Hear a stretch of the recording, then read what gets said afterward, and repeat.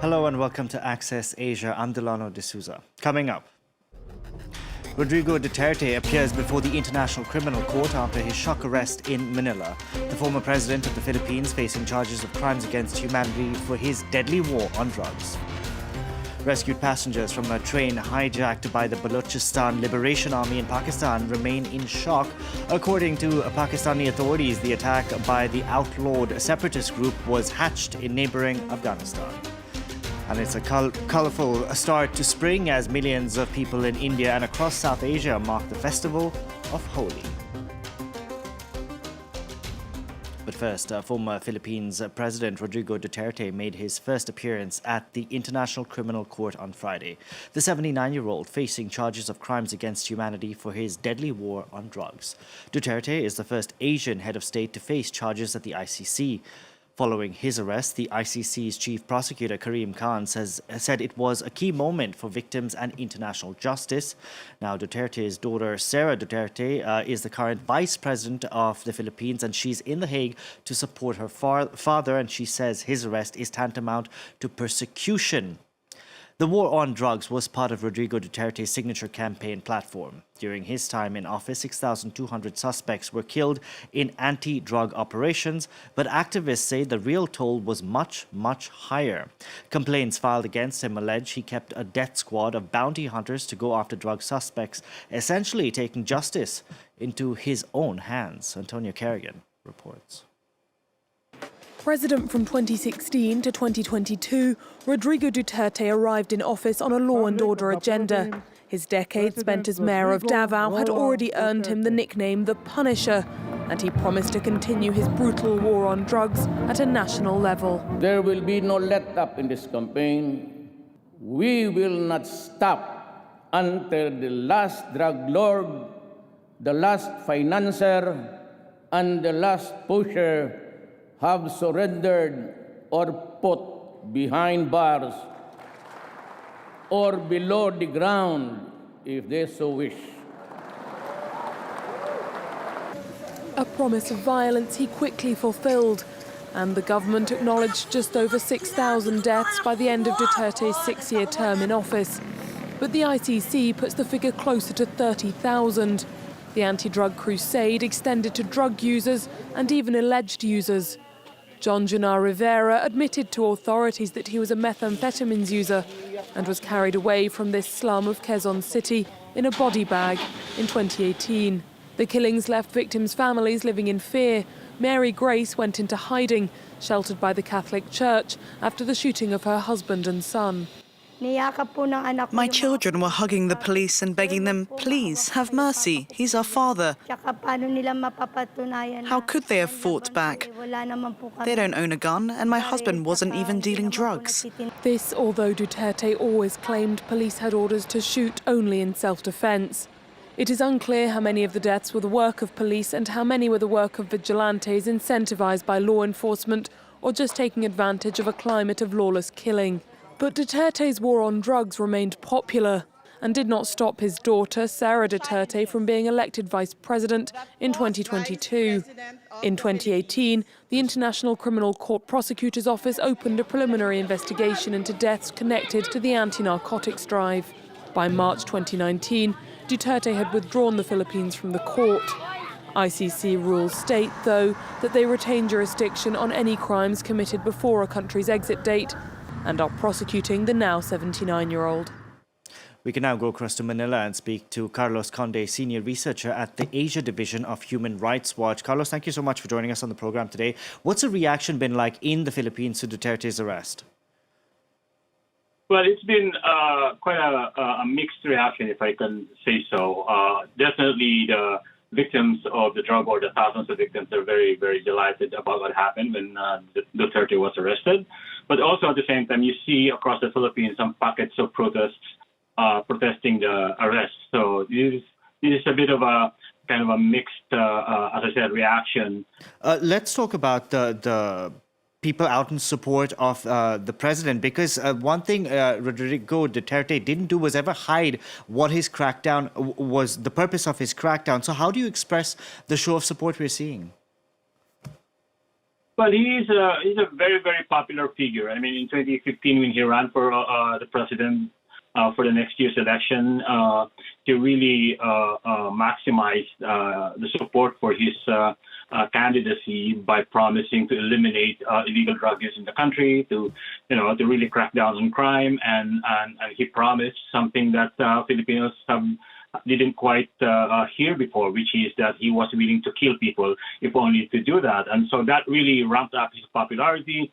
That made him extremely, extremely popular across the country. So even though he's no longer in office since 2022, he remains popular. But the rise of Mr. Marcos, the son of the dictator Ferdinand Marcos, has somehow upended or has somehow whittled down that popularity. Let's talk about Duterte himself, because from what I understand, he pulled the Philippines out of the ICC in 2019, but the current investigation is looking into the period of 2011 to 2019, which also includes Duterte's time as mayor. Could you think his legal team be looking at some legal loophole to avoid the book being thrown at him? Well, they've always insisted that the Philippines was no longer a member of the ICC since 2019. So this investigation by the ICC is not valid. But again, the ICC, their own statute of the ICC was very clear. Any crime that was committed when the country was still a member can be investigated by the ICC. And even the Philippine Supreme Court affirmed that position. So they will try to challenge that, but I think the position of the ICC and the position of those pushing for the investigation are very firm as far as the Rome Statute is concerned. And now we've seen that Duterte was sent to The Hague in a record amount of time. It seems that Philippine authorities were adamant to catch him off guard. Well, there's a lot of speculation about what exactly happened in the 24 hours since he returned from Hong Kong, right? But and it seems like the administration of President Ferdinand Marcos Jr. was pretty prepared for any contingencies. So they when he got back from Hong Kong, from that trip in Hong Kong, a Learjet was already waiting. Everything seems to have been in place. So you can't say then that. Mr. Duterte was caught by surprise, and indeed, a lot of us were caught by surprise. But and this is something that clearly the administration of Mr. Marcos really planned very, very well. Because this is something the current president is saying. He's saying politics never entered the equation when referring to Rodrigo Duterte's arrest. Yet he has had a falling out with Duterte's daughter, Sarah Duterte, who is the country's vice president. So clearly, that rift has resulted in this arrest. Well, that certainly is the case. I mean, the falling out between the Duterte camps and the Marcos camps have been very, very widely reported. It's been very, very acrimonious. And certainly, I think that this arrest wouldn't have happened so quickly if not for that political fighting between the two camps. But keep in mind also that even before Mr. Marcos came along, the case with the ICC had already been well established. For victims, families, do you think it provides a sense of healing? Oh, yeah, definitely. This is not just, you have to keep in mind that this is probably the best human rights news this country has ever seen in decades. This is the first time an Asian leader has been brought to the ICC. Certainly the first time a Philippine leader was brought to the ICC. And if you look at the magnitude of the human rights devastation caused by the war on drugs, certainly, there has always been a clamor for something like this. And also the fact that domestic justice and accountability mechanisms have failed to make sure that justice is done for all of those victims of the drug war. That's why they were pinning their hopes on the ICC. So it's not just an occasion for healing, but this is also really, the wheels of justice finally moving to make sure that the deaths of those thousands and thousands of people will not be in vain. Carlos Conde, thank you so much for joining us on the program today. Now, Pakistan's Prime Minister has praised the country's armed forces after they rescued over 300 passengers from a deadly train hijacking. At least 21 civilians were killed, and according to local authorities, all the attackers were neutralized. Now, the attack was claimed by outlawed separatist group, the Balochistan Liberation Army, and reportedly planned in Afghanistan. One after another, the ambulances made their way to the hospital's morgue. Inside the first coffins of the some 24 people killed in a siege of a train in Pakistan's southwestern Balochistan. With the nation in mourning and the southwestern region on high alert, Pakistan's Prime Minister visited the province to pay tribute to the victims of the insurgent Baloch Liberation Army, which has claimed responsibility for the attack. On Tuesday, the BLA militants blew up the railway track and fired grenades at the Jafar Express. Taking control of the train, they forced hundreds of passengers to hide or flee. The Pakistani army deployed helicopters and hundreds of troops as part of a rescue effort. After over 30 hours of captivity, the last of the passengers on the hijacked passenger train were freed on Wednesday. Many of the rescued hostages spoke of a harrowing ordeal. First, shells were fired at our train. Then they started shooting. The firing continued for about 3 hours. After that, they forced us off the train and made us separate by caste. Saraiki, Punjabi, Balochi, Pathan. They tortured the Punjabis the most. We had just 20 minutes left to reach Sibi when suddenly there was a blast. The train derailed.